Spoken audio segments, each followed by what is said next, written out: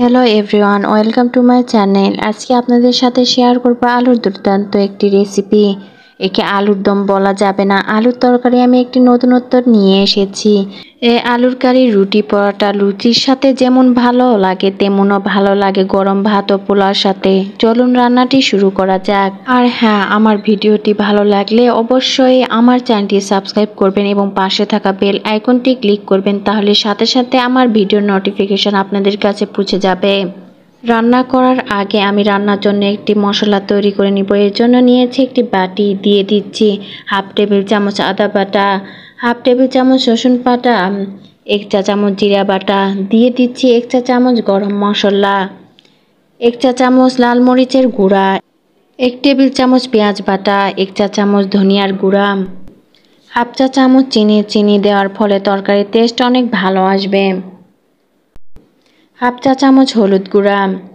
সর্বশেষে দিয়ে দিচ্ছি সামান্য পরিমাণে পানি দিয়ে মশলা গুঁড়া ভালো করে মিশিয়ে নিব।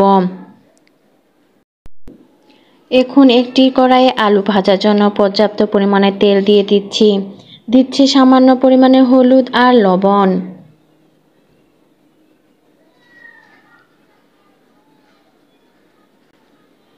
গরম তেলে দিয়ে দিচ্ছি টুকরো করা আলু। 500 গ্রাম আলু মাঝারি সাইজ করে কেটে ধুয়ে পানি ঝরিয়ে নিয়েছি। এখন আলুগুলো তেলেতে হালকা করে ভেজে নেব, যাতে আলুর কাঁচা গন্ধ আর থাকে না। লো হিটে আলুগুলো ভেজে নিচ্ছি।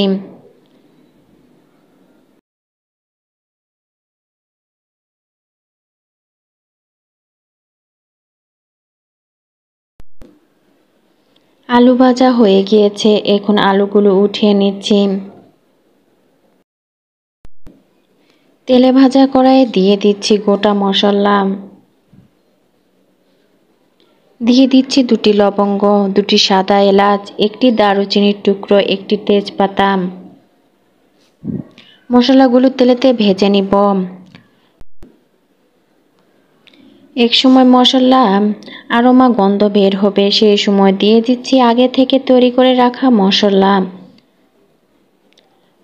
কষানোর জন্য দিয়ে দিচ্ছি মশলার বাটি করে সামান্য পরিমাণ পানি।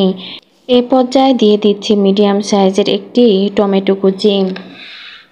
সব উপকরণ ভালো করে মিশিয়ে নিব। ঢাকনা দিয়ে 2-3 মিনিট কষিয়ে নিব। মশলা পানি শুকিয়ে গিয়েছে এবং তেল বের হচ্ছে। এই পর্যায়ে দিয়ে দিচ্ছি ভাজা আলু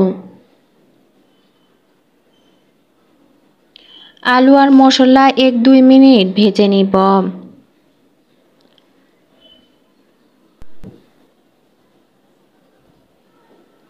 আলু ভালো সিদ্ধ হওয়ার জন্য দিচ্ছি 1 কাপ পরিমাণে পানি দিয়ে মিডিয়াম টু লো হিটে রান্না করে নিব 4 মিনিটের মতো।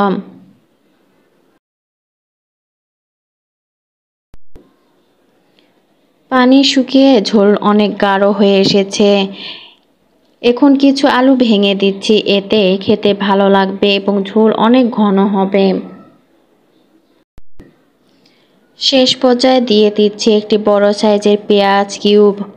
পেঁয়াজ মোটা করে কেটে নিয়েছি, তা দিয়ে দিচ্ছি 4টি কাঁচা মরিচ, এতে তরকারি ফ্লেভার ভালো আসবে। এখন ঢাকনা দিয়ে লো হিটে রান্না করব 1 মিনিটের মতো। এর ফলে কাঁচা পেঁয়াজ নরম হয়ে আসবে।